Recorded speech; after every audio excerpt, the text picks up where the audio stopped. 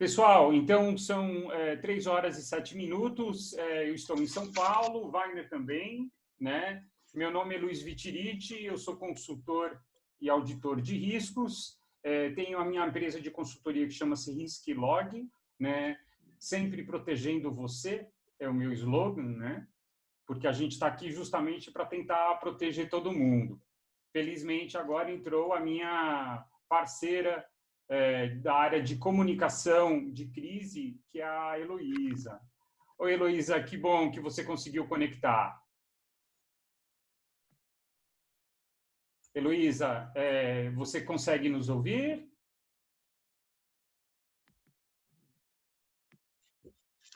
Daqui a pouco ela vai poder comentar.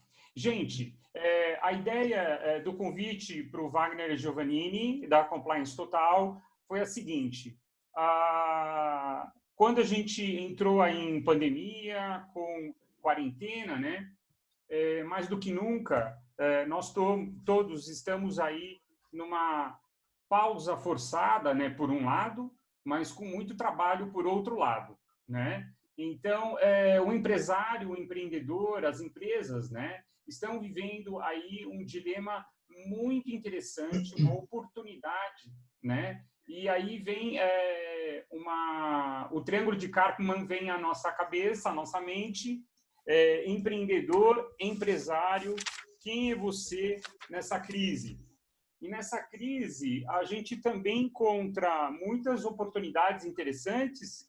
A gente pode se colocar como vítima de alguma situação, como um possível salvador, ajudando alguém, apoiando, né? E pode ser também o perseguidor de alguma coisa, seja perseguidor de alguém ou perseguidor de um objetivo, né? E aí veio a ideia de convidar o Wagner, que é um especialista em compliance, autor de livro, mentor, né, especialista do tema, e mais do que nunca o compliance cumprir algo, né, é muito interessante. Então, Elo, você consegue agora também fazer a tua introdução, por favor? Bom, obrigada a todos. Realmente isso que a gente gostaria de saber, Wagner, como que você se colocou aí diante da crise, qual dos papéis você assume e o que você enxerga de prognóstico para o futuro de curto prazo? Tudo bem, essa é uma pergunta que vai levar pelo menos umas 4 horas para eu poder responder. Olha, nesse momento, né, a gente uma reflexão que a gente faz, né, o ser humano ele está evoluindo, né, ao longo de milhares de anos, aí, milhares de anos de aperfeiçoamento, melhorando suas ferramentas, a sua forma de relacionamento, tecnologia, as condições sociais, enfim, tudo aquilo que nos cerca, né? E a gente sabe que exatamente nas crises, né, na hora que a gente está passando os maiores desafios, é que os grandes avanços de progresso acabam acontecendo no nosso dia a dia, né? A exemplo da ciência, medicina, engenharia e praticamente tudo aquilo que a gente vê. Então, eu vejo assim um papel muito importante do homem, né, assim, aproveitar esse momento. É claro que é muito difícil a gente passar pelo que nós estamos passando agora, mas a gente tem que tentar, pelo menos, extrair aquilo que existe de bom nesse momento, porque existem coisas que podem ser bem aproveitadas, né? Então, o primeiro ponto, eu assim, discordo radicalmente de pessoas que ficam só reclamando da vida, né? Se posicionando como pessimista, sendo ali o mensageiro do apocalipse, né? Aquelas pessoas que só trazem notícias ruins, que sobrevivem, que se alimenta das coisas ruins, né? Isso sem falar das fake news, né? Porque parece, eu ouvi outro dia uma frase muito interessante, né? Que é exatamente que nós estamos vivendo, que os ignorantes agora estão cheios de certeza e os especialistas cheios de dúvidas, né? Então, a gente teria que afastar um pouco aí essa questão do achômetro, né? Parar de disseminar ideias só da minha cabeça, sem nenhum embasamento ou científico ou algum estudo por trás, tá? Eu sou assim bastante adepto aí do otimismo racional, né? A gente precisa ser otimista, mas também não é para simplesmente achar que tudo vai melhorar sozinho e a gente pode fazer o que a gente quer. E ao mesmo tempo, otimista, mas não cruzar os braços. Então, nós temos que aproveitar o tempo, né, que está disponível agora. Eu não sei se todos estão tendo a mesma oportunidade de estudar, de evoluir, refletir sobre diversos aspectos, os aspectos não só profissionais, mas também os aspectos pessoais, né?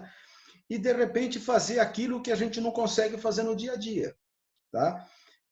Eu tenho uma situação aqui no meu dia a dia que parece que a minha quantidade de trabalho aumentou, tá? Mas, mesmo assim, eu vejo que nós primeiro, como ser humano, indivíduo, né? E depois, como coletividade, nós temos um papel de extrema importância nesse período, durante a crise, né?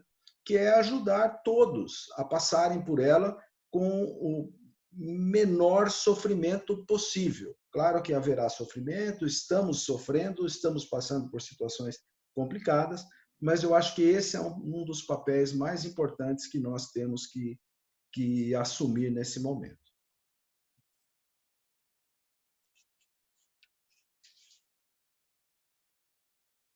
Oi, Heloísa. Falando um pouquinho da área de compliance, você enxerga qual é o impacto do que a gente está vivendo na área de compliance? O que você enxerga para esse mercado especificamente? Olha, na área de compliance, eu dividiria em dois grupos, tá? Quem trabalha na área de compliance, ele já tem desafios naturais nos seus dias normais, né? A gente já passa por um monte de coisa que a gente tem que vencer no dia a dia. Mas cabe agora aos profissionais do compliance atenuar essas questões ou agravar, dependendo dos atos e dependendo das ações que cada um vai tomar agora nesse momento. Então, eu dividiria em dois grupos. Um grupo daqueles onde as empresas já possuem um mecanismo de integridade, um compliance mais robusto, mais efetivo, né? que a empresa e as pessoas já fizeram uma lição de casa prévia, já implantaram o seu sistema, já comunicaram bem, treinaram as pessoas, sensibilizaram, tem canal de denúncia, mais uma série de coisas. Então, esse é um grupo. Para esse grupo de empresas, o pessoal do compliance, ele precisa manter a chama acesa e agora é a hora de mostrar o seu verdadeiro valor para a organização e para as pessoas. E para aquele outro grupo das empresas que não implementaram o seu compliance, que não fizeram a lição de casa naquele momento que deveria, nos primeiros 5 minutos, a minha recomendação é sentar num cantinho, chorar, porque não tem o que fazer. Você já devia ter feito uma coisa antes e não fez. E depois desses 5 minutos, tomar consciência, se arrepender de não ter feito o trabalho e aí sim colocar a mão na massa para não deixar isso acontecer de novo. O problema é que para a empresa que não fez a sua lição de casa de maneira efetiva, o compliance está evidente para todos que o compliance não está agregando valor.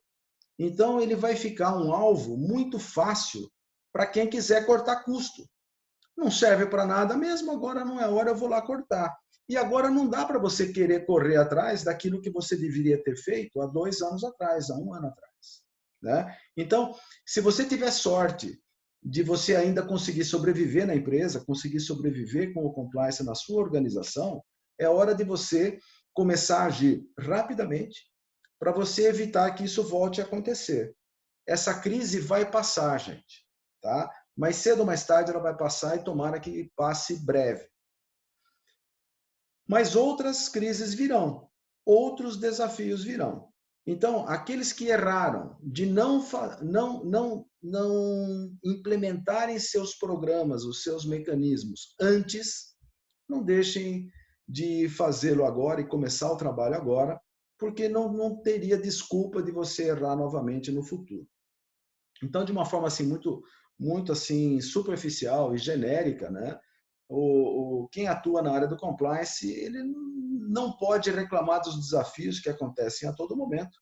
E nessa hora de crise é a hora, de fato, dele arregaçar as mangas e fazer muito mais do que ele fazia antes. Ótimo, excelente, Wagner. Então, temos aí o grupo das empresas maduras, que de repente já fizeram a sua lição de casa e que tem o programa de compliance já maturado e implementado, e aí tem que ser mais valorizado e colocado em prática aquilo que já foi trabalhado e nesse momento tão singular, tão ímpar, poder colocar de fato essas ferramentas em prática. Aqueles que não fizeram e ainda têm a sorte de poder contar com apoio, né, podem começar a fazer, até aproveitando esse momento de quarentena, de pausa, para fazer as entrevistas, para poder buscar conversar com os patrocinadores, né, stakeholders da empresa, das firmas ou dos parceiros, justamente para começar a tentar implementar mesmo nesse momento, tá? E se a pessoa mesmo existe como funcionário dentro da firma, nós estamos aqui num grupo de pessoas que também se apresentaram no início, que também, mesmo que não tenha a figura de uma pessoa dentro da firma com o chapéu de compliance officer, existe a possibilidade de contratar essa consultoria externa, não é mesmo? Sim, verdade. Nesse momento, veja só, uma empresa que não tem um compliance, tá? Ele não tem, tá? A responsabilidade por esse assunto e vai continuar sendo da alta direção da organização. Ou é do dono, ou é do presidente da empresa, é do conselho de administração, dos diretores estatutários. Essa responsabilidade não tem como delegar, não tem como passar para outro. Tá? Acontece que, como o nosso tema ele é muito novo, ele é muito recente, é provável que esse grupo não tenha percebido ainda a importância de se ter esse mecanismo de integridade. É possível isso acontecer. Não é desculpa, tá? Não é desculpa. Eles são os responsáveis e eu até falo um pouco mais. Se uma empresa, nesse momento, ela acabar por falta de um mecanismo de integridade, se engajar em atitudes ilícitas, que é muito provável que isso aconteça, fraudes, etc., esse grupo de pessoas, sabendo ou não, conhecendo ou não, deve ser responsabilizado. Tá? Se eles não importa se eles sabem ou não. Mas, enfim, se ainda não aconteceu a desgraça, tá? E dentro da organização existem pessoas, normalmente são as pessoas que vêm de departamento jurídico, as pessoas que trabalham com riscos e controles, as pessoas que atuam na área de auditoria, as pessoas que atuam na área estratégica, na área de gestão. Então, essas pessoas que já tiveram um pouquinho mais de contato com o tema compliance e entendem desse assunto, têm também uma responsabilidade de fazer um alerta para os superiores, né? Então, pegar o telefone, conversar com eles, conversar com o seu chefe, levar esse tema para frente, eu acho que isso é uma atitude esperada de profissionais desse nível na organização. E para semear o futuro, porque agora você vai ter que plantar, a sua árvore não está crescida ainda, tá? Você tinha que ter feito isso antes, mas se você não plantar hoje, vai demorar mais ainda para essa árvore vir dar frutos um dia. Então, essa semeadura de terreno, só concluindo, né? Então, essa semeadura de terreno, ele passa por diversas coisas, Viti. Ela passa por Sim. você planejar o que você vai fazer, entender os riscos da companhia, ver que tipo de documentação você tem, entender os públicos da organização.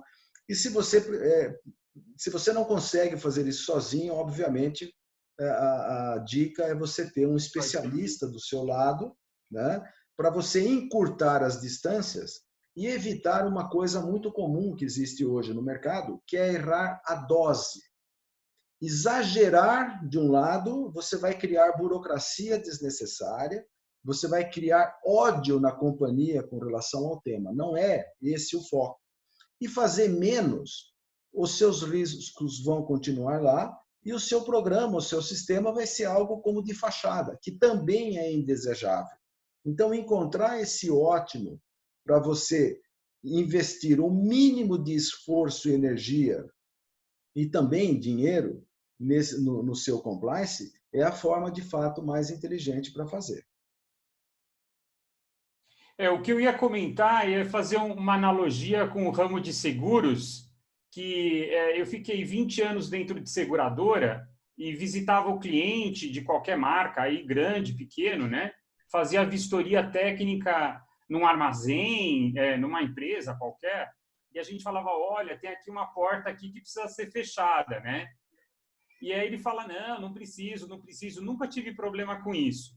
Aí depois passa um tempinho, a gente, olha, tem uma porta aqui, pode vazar água, por onde a água vai sair? Cuidado! Então, a gente orientando de forma preventiva, né?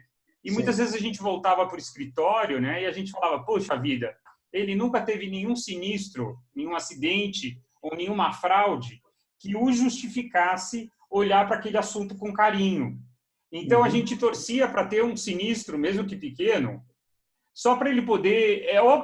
realmente aquilo que o consultor falou, ou que o especialista de compliance está falando para a gente investir um pouco de energia, existe, que tem a ver hoje muito com o risco cibernético, né? Então, não é uma coisa muito tangível, você não pega na mão, né? O hacker está lá do outro lado do outro planeta, né? Então, é uma coisa tão etérea, tão teórica e interessante, não chega para ele, então, ele não implementa nenhum programa ainda, porque não consegue ver, né? Você acha que na área de compliance é muito similar?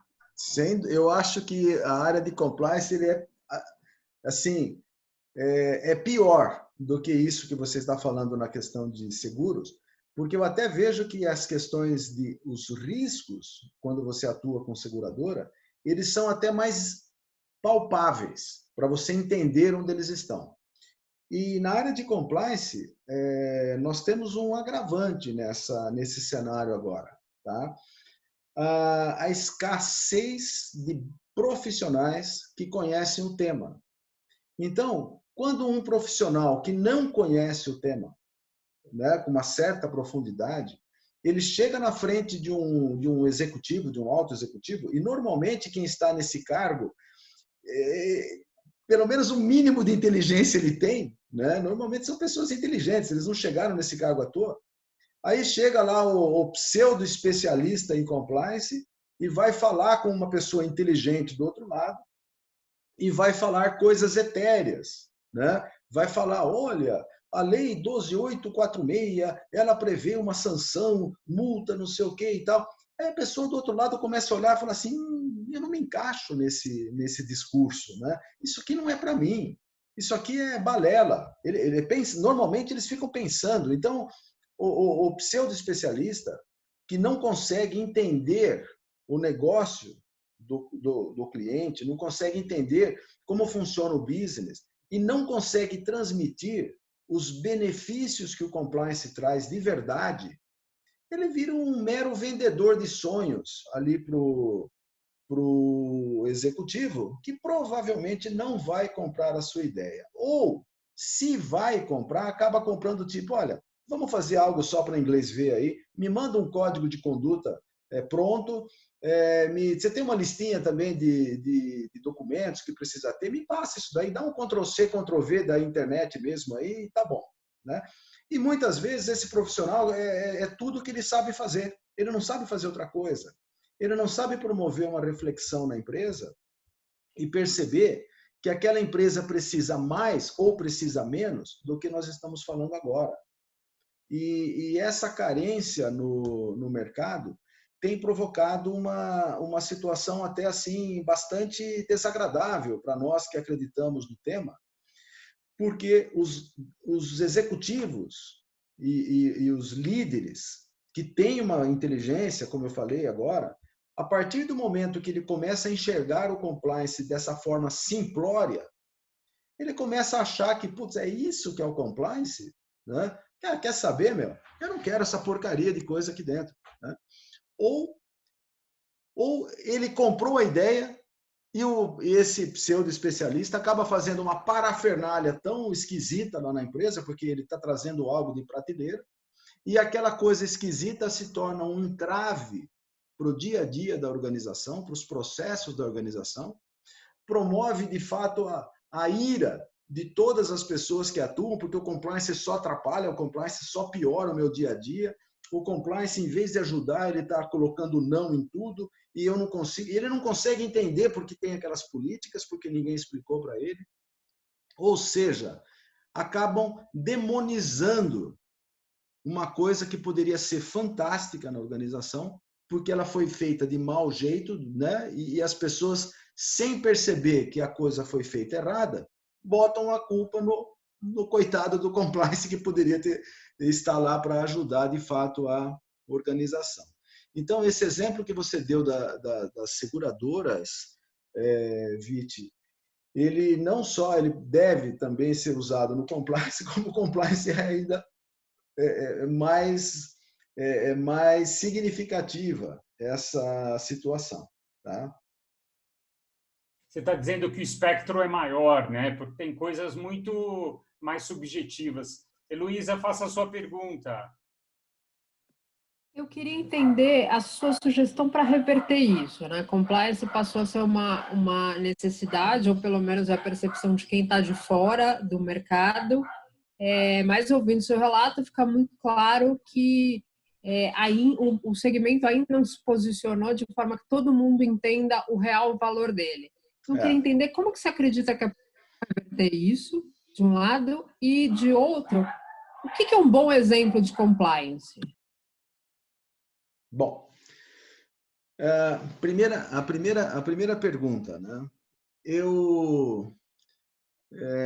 Quando eu me tornei compliance officer, né?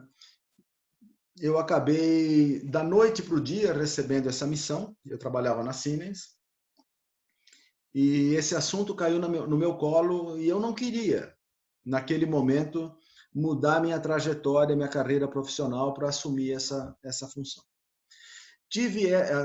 Isso aconteceu, eu estava na Siemens, a Siemens tinha entrado num grande problema mundial aí com questões de corrupção em 2006 e tal, e nós tínhamos que criar algo para evitar que isso voltasse a acontecer. E esse algo, na época, nós denominamos internamente como programa de compliance. Esse termo, depois, com o passar do tempo, a gente percebeu que nem é o mais adequado, porque programa acaba dando uma noção de começo, meio e fim, né? E o compliance também pode dar uma noção que a preocupação é só com o atendimento da lei. Então, a coisa mais adequada seria lá um sistema ou mecanismo de integridade, tá? Mas por que eu falei isso? Passados 1, 2 anos aí de atuação nessa área, eu comecei a perceber que o resultado que nós estávamos tendo com as pessoas da nossa organização eram resultados que poderiam, inclusive, mudar o nosso país, se todo mundo se engajasse nisso.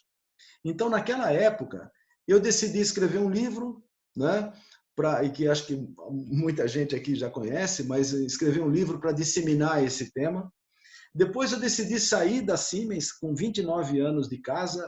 Foi uma decisão muito difícil para construir a Compliance Total, a consultoria, para levar esse tema para o mercado, baratear os custos e permitir que as empresas médias, pequenas e micro também entrem nesse processo. Isso aqui não é uma coisa só de empresa grande, ela é de todas as empresas, em todos os níveis.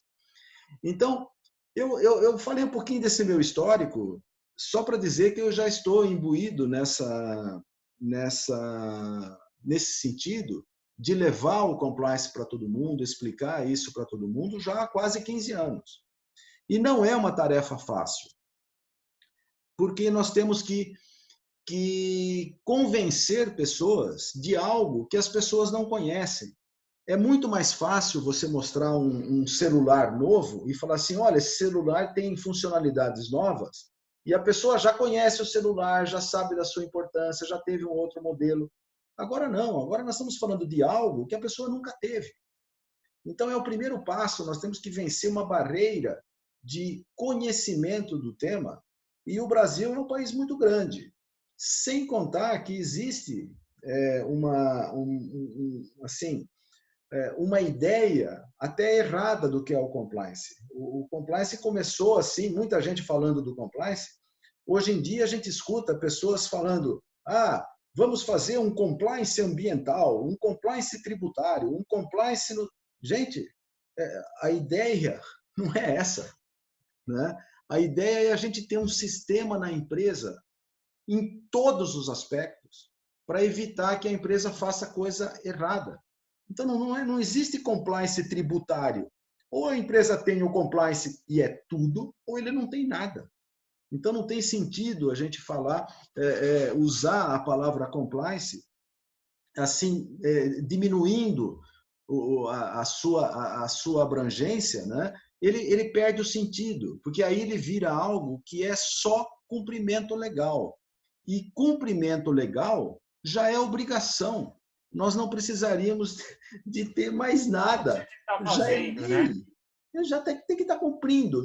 Já se viu? Vamos criar um sistema para fazer aquilo que já era obrigatório. Gente, isso aqui é uma insensatez, né? A gente tem que criar um mecanismo na empresa para mexer na cultura organizacional, mexer na cabeça das pessoas, né? Então, eu costumo falar sempre, né? A coisa mais importante no compliance é o relacionamento humano dentro da organização, para que as pessoas percebam os seus benefícios, né? Para que as pessoas percebam que fazer o certo é bom e, por consequência, e não como objetivo principal, mas a consequência é o cumprimento das leis, é fazer a coisa certa sempre, ou seja, a importância está muito mais focada no ser humano do que na regra, do que na lei. Então, quando elas falam assim, não, para ser compliance officer tem que ser um advogado, ou tem que ser um engenheiro, é besteira. Você tem que ter alguém que consiga levar esse tema na organização para que as pessoas façam, de fato, a coisa certa, sempre, né? Então, esse conhecimento do todo, né? E não de uma forma simplória, como muita gente está usando, estão vulgarizando o tema compliance de uma maneira assim lamentável no mercado. Em poucas assim, nos colegas, e eu posso falar para vocês hoje, né? Às vezes a gente fala assim, nossa, daqui a pouco nós vamos ter compliance para vegano, ou vamos ter o compliance quântico, compliance sem glúten, porque a coisa está ficando tão absurda do que a gente está ouvindo no dia a dia, que estão utilizando a palavra compliance como um modismo, e isso joga contra tudo aquilo que a gente prega, né, sobre os benefícios que esse tema pode trazer, né, e joga contra tudo aquilo que o Brasil pode usufruir dessas vantagens, né? Então, é uma situação assim muito difícil, viu, Heloísa, a tua pergunta, porque nós temos que vencer muitas barreiras, nós temos que divulgar o tema, nós temos que levar esse tema para frente. Uma outra coisa, só para concluir, acho que eu falei muito até nessa pergunta, né? A imprensa tem um papel bastante grande aí. Então, todos nós aí que estamos tratando do tema, nós também deveríamos, e isso eu estou fazendo bastante também, mas tentar educar os jornalistas, as pessoas de TV, de rádio, de jornal, de revista, para que usem os seus espaços para contribuir na disseminação desse conhecimento. Esse conhecimento eu tenho que admitir que ele é muito recente, né? Ele está aqui no Brasil há, vamos dizer, essa década praticamente. Fizemos um grande progresso, mas o caminho é gigantesco ainda pela frente. É gigantesco. E nós precisamos de ajuda, precisamos de apoio, de exemplos, de bons exemplos de empresas que fizeram bem a sua lição de casa, né? E o quanto que esse compliance trouxe de benefício. Coisa que poucas pessoas percebem, né? Então, se sobrar um tempinho, aí a gente pode falar um pouquinho mais de alguns dos benefícios do compliance que são efeitos colaterais positivos, né? Que as pessoas só pensam no compliance, mitigar risco. Não, mitigar risco é um benefício, mas tem um monte de outros aí que vêm a reboque, talvez até mais importantes do que esse primeiro. Então, faltou a segunda pergunta. A segunda pergunta, Luísa, o que foi mesmo a tua... Desculpa, eu falei, me empolguei tanto na resposta da primeira, a segunda pergunta... Não, tá tudo certo. Ela perguntou, tá ótimo. E eu também anotei. Eu acho que eu vou aproveitar e fazer uma pergunta adicional, que é sobre o que você está falando, é que o compliance ele tem um papel também de comunicador, deixar claro a importância da sua própria área, né? Acha que isso já está incorporado no profissional do segmento? Ele já se apropriou dessa necessidade? Olha, Heloísa, a comunicação ela é um dos esteios do programa, do mecanismo. Tá? A partir do momento que você implanta o seu sistema e você montou o seu sistema e ele vai começar a rodar, a comunicação passa a ser o ponto principal para manter a chama acesa. É o oxigênio. Se você não der o oxigênio na organização, essa chama vai apagar. Então, a comunicação ela é simplesmente crucial. Sem uma comunicação boa, o seu compliance vai morrer, vai falhar. Não tem jeito.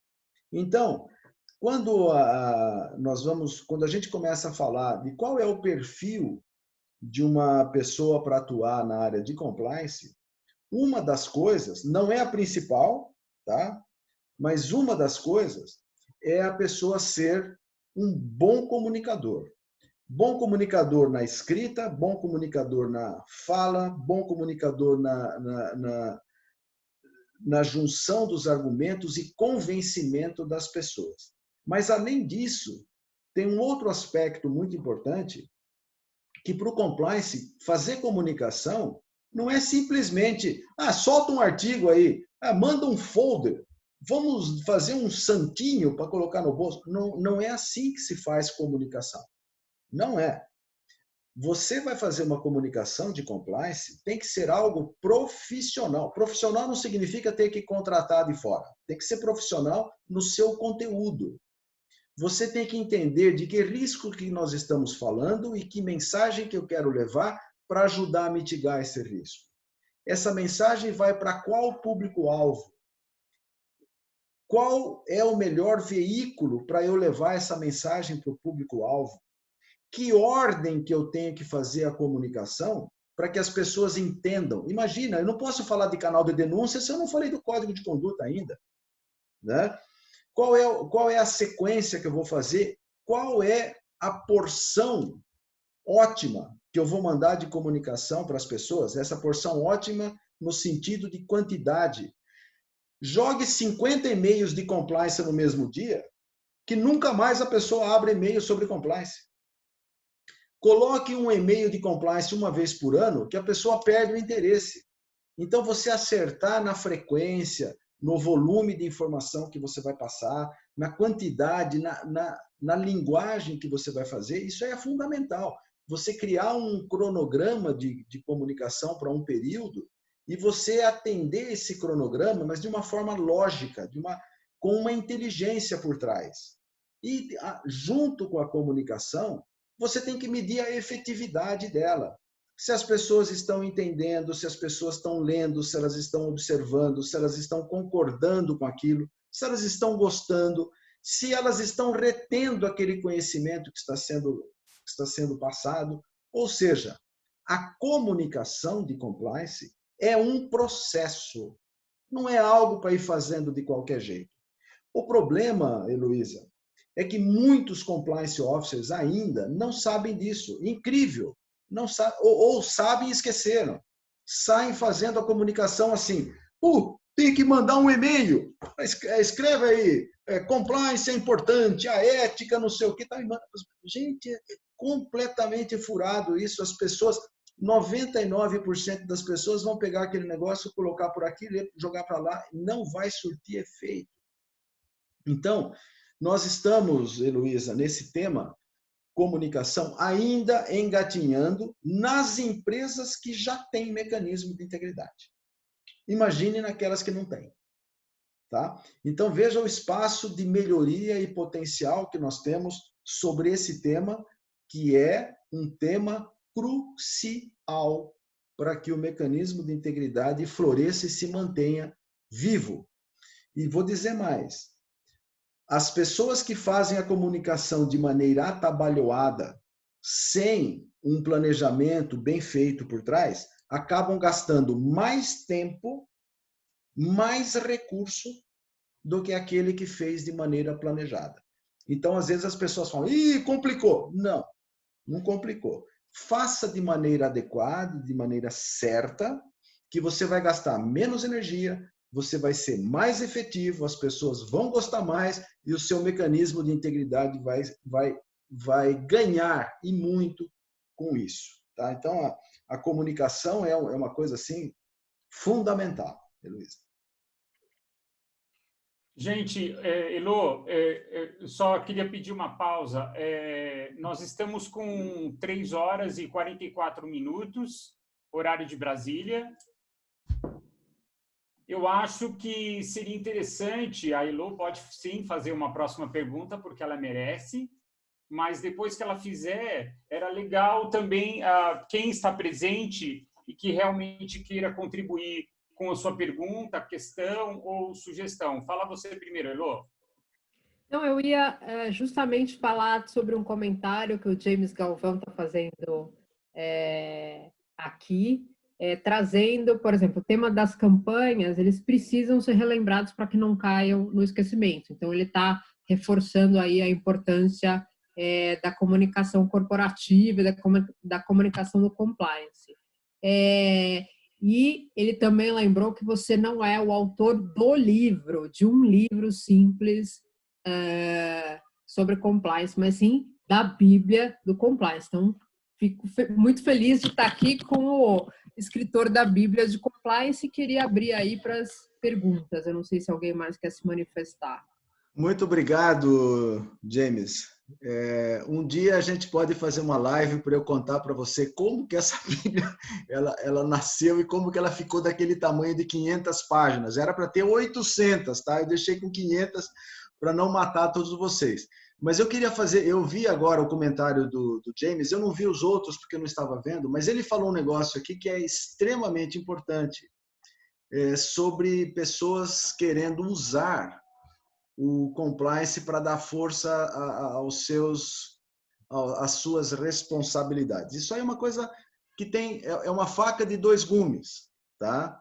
Então, de um lado, você, assim, imagine lá o departamento de RH que quer fazer uma campanha dele e ele quer pegar carona em alguma coisa do compliance. Nesse momento, muito bacana, legal, o compliance está ajudando a organização a fazer uma coisa legal. Por outro lado, tem algo que o cara do compliance não pode permitir jamais. É o uso indevido do compliance. Por exemplo, eu tenho um funcionário que tem uma produtividade muito ruim. Quero mandar o funcionário embora. Então, eu dou um jeito para falar, por causa do compliance, não vou mandar o funcionário embora. Esse tipo de coisa, o compliance não pode permitir jamais. Ou algo do tipo, eu estou na área financeira e identifiquei que tem um fornecedor que tem problema de crédito. Então, eu não quero comprar desse fornecedor. Só que aí ele fala, por causa do compliance, não é por causa do compliance, é por causa do crédito do fornecedor. Então, o cara do compliance tem que tomar muito cuidado dos 2 lados e eu acho que essa afirmação sua, James, ela é extremamente importante. Tá? Viti, concordando com você aí, o que você acha? Abrimos aqui, existem perguntas já no chat ou você quer abrir as perguntas no microfone? Então, o que você respondeu, o que o James falou, tem outras coisinhas aqui, mas eu acho que podem reforçar aí, pessoal. Se vocês estiverem acordados, animados, empolgados, como falamos aí da Bíblia, né? O Wagner não é Jesus e não é um apóstolo para poder escrever a Bíblia, mas pelo menos ele é uma pessoa muito aberta a responder os questionamentos. Estamos aí para poder receber alguma sugestão, algum comentário. Quem não está no momento também confortável para fazer uma pergunta, não tem problema nenhum. A gente também pode responder depois, se vocês acharem por bem. Não estou afim de falar agora, de boa. Escreve para o Wagner, escreve para a Elô, escreve para o Viti, que a gente tenta responder depois. Essa live também vai ser publicada no YouTube, todo mundo vai poder ver e compartilhar. Alguém tem alguma pergunta, sugestão?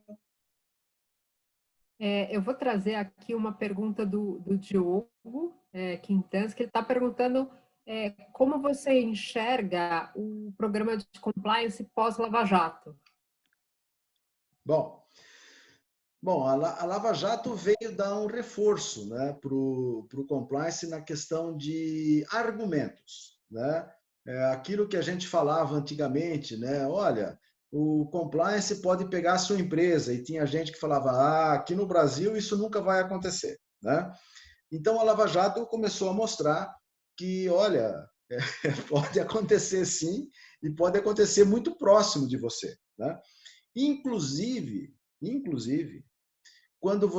se você for uma empresa pequena e você fornece para uma grande empresa, você tem que pensar também que se essa grande empresa for pega fazendo alguma coisa errada, seja lá o que for, você não só pode perder negócios, se essa empresa sumir, como você pode ser arrastado junto com essa empresa para dentro de um processo.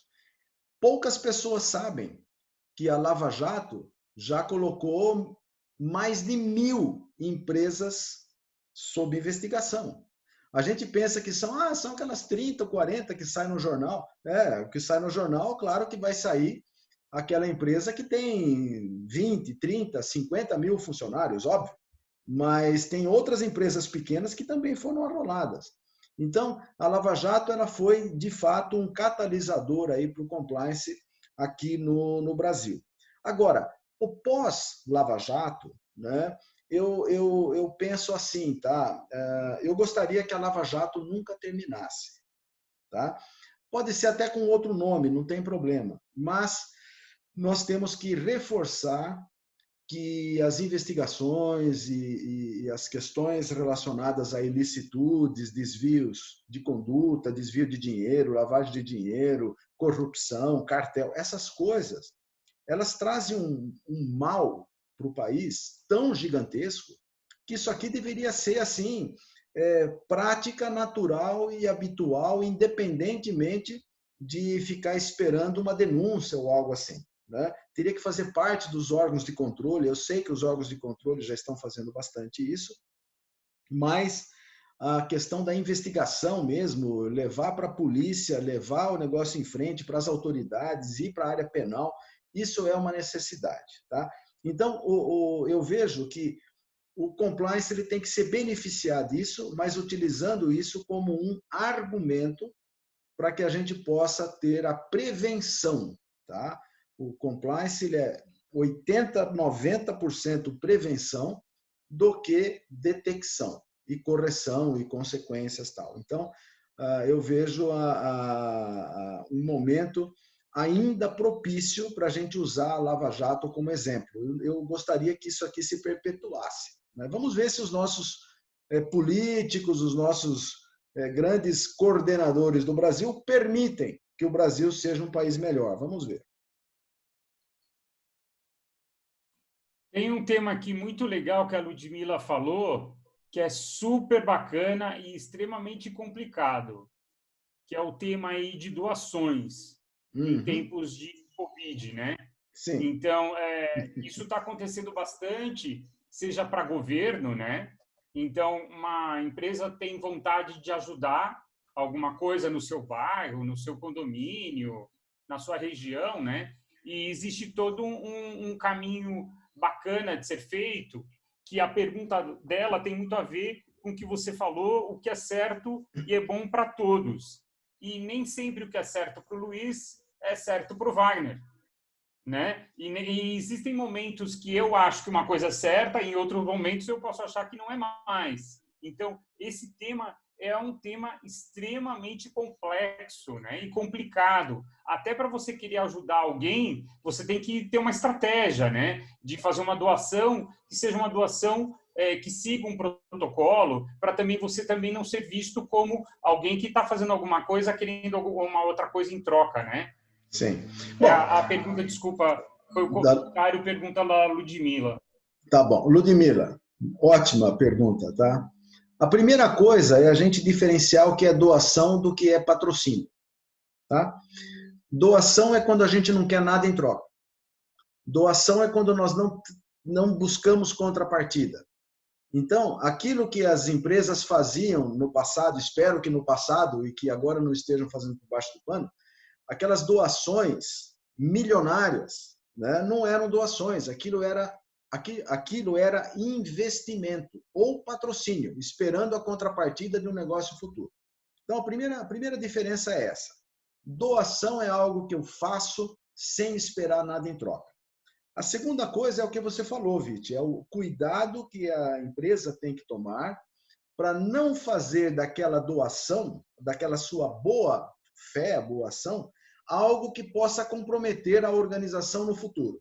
Então, tem sim um protocolo a seguir, precisa ser feito um contrato de doação, precisa saber direitinho para que serve aquela doação, quem vai receber a doação, se é uma entidade ou idônea para receber aquilo, né? Então tem um protocolozinho para você seguir, que não é para ser burocrático. Isso não é para atravancar as coisas. É para você, inclusive, ter a certeza que você fez a coisa certa.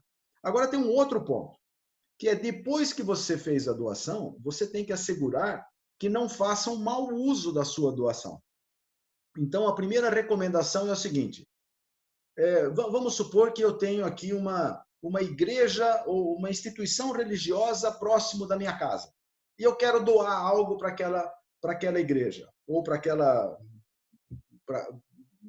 instituição. Não dê dinheiro. Dinheiro pode ser desviado. Não é que vai, mas pode ser desviado. O que aquela organização precisa? Comida. Então, nós vamos dar comida. Ela precisa do quê? De roupa, de abrigo, o que ela precisa? Então, nós vamos doar aquilo. Então, a doação, nesse momento, você tem que tentar, no máximo, fazer algo que você não incorra em problemas, tanto você, e também não deixar que a outra parte faça algo inadequado com a sua doação, tá?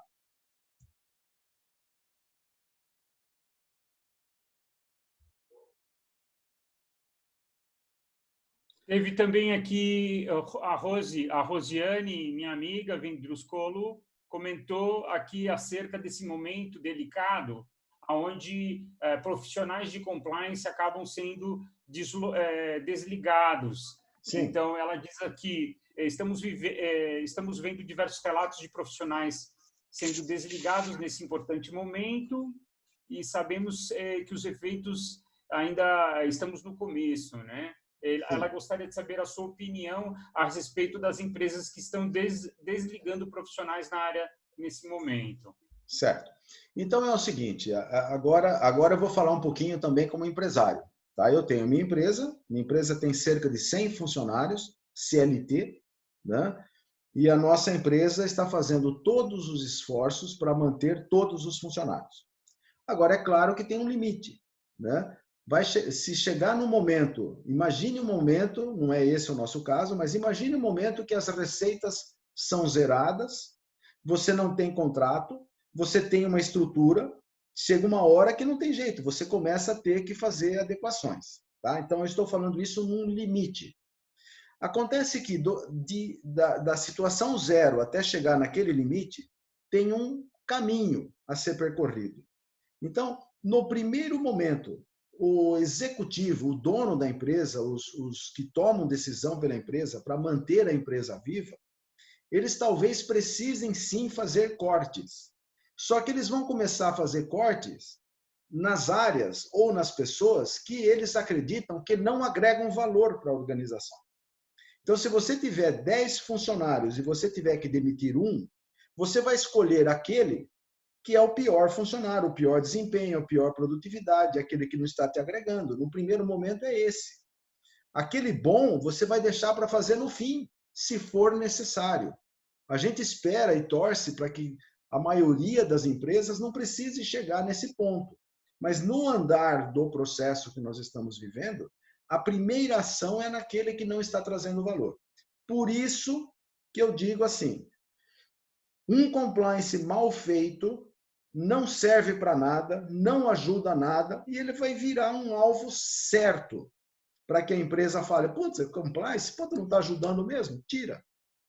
Né? Quando o compliance ele agrega valor, as pessoas vão falar, não, segura esse cara, porque esse cara está me ajudando num monte de coisa. Então, nós estamos vivendo agora uma situação onde é um processo, onde que a gente espera que esse processo não chegue aos extremos, mas quando ele começa, olha, a empresa está precisando fazer corte.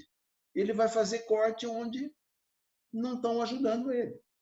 Então, infelizmente, eu não sei quem fez a pergunta. Quem fez a pergunta, Viti?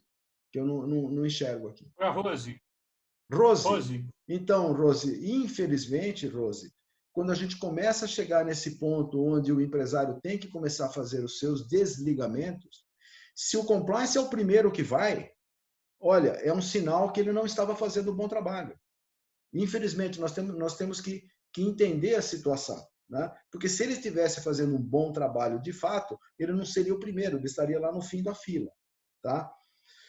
Esperamos que a gente passe logo por essa situação e que isso não se perpetue, né, Viti?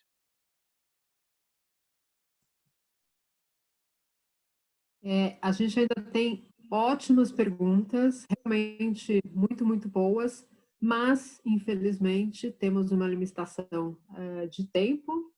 São 16 horas agora, horário de Brasília, então eu queria agradecer a todos que participaram.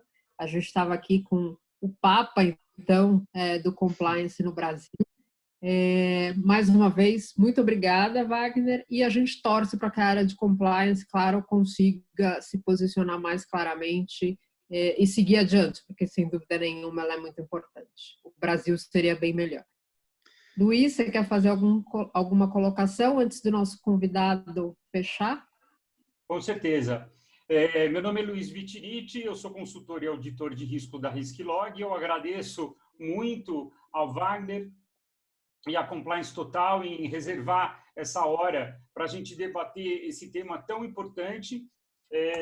O compliance não é só cumprir porque alguém pediu, tem muito valor, como o próprio Wagner falou, e também tem o tema dele ser revisto, reacessado, né, por cada empresa que tem que ter liga, né? Tem que ter match com o negócio, né? Uma padaria pode ter compliance, uma fábrica de automóveis pode ter compliance e nem sempre seguir o compliance da padaria pode ser num setor do automobilístico ou vice-versa, né? A gente tem que customizar esse trabalho tão importante, né? E tem um tema que eu acho legal, aí gostei da tua fala, Wagner, com relação à palavra do ser certo, ser errado, né? Então eu queria que você finalizasse com uma frase aí do que é ser certo para você. Falando sobre a questão do fazer o certo, Viti, 99% das coisas no nosso mundo profissional, todo mundo sabe o que é certo e o que é errado. Todo mundo. Todo mundo sabe que fazer corrupção está errado, roubar está errado, fazer fraude está errado, fazer cartel está errado, assediar colaborador está errado. Todo mundo sabe isso. Aquele 1% que as pessoas não sabem, talvez tenha uma coisinha ou outra numa lei que as pessoas não sabiam. Mas, de forma geral, fazer o certo, é aquilo que ninguém está, não tem ninguém olhando, não tem ninguém controlando. Eu, em sã consciência, olho e falo assim, isso está certo. É muito fácil, Viti, no lado profissional. Os dilemas éticos maiores estão no lado pessoal, porque aí entram questões religiosas, entram crenças, entram experiências, né? Mas no lado profissional, Viti, essa dúvida normalmente não existe. Quando tem uma duvidazinha, pergunta para o compliance lá que ele vai te ajudar, tá bom? Pessoas, colegas, amigos, muito obrigado pelo tempo de vocês. Foi um prazer estar aqui com vocês. Olha, 1 hora, para mim, pelo menos, passou muito rapidamente. A gente tem um monte de coisas e outras coisas para falar sobre o tema, e eu tenho a plena convicção de que o compliance é, de fato, um caminho para que nós tenhamos um Brasil melhor, né? E eu conto muito com vocês aí para a gente conseguir levar esse tema para os nossos colegas, para os familiares, para o nosso chefe, para os nossos funcionários, para todo mundo, porque eu acho que o ganho vai ser um ganho da nação. Então, muito obrigado pelo tempo de vocês, foi um prazer. Viti, muito obrigado pelo convite. Heloísa, muito obrigado também, né? E espero que a gente tenha outras oportunidades de fazer uma segunda onda aí desse bate-papo. Tá bom? Obrigado a todos. Obrigado a todos. Tchau. Vou desconectar aqui.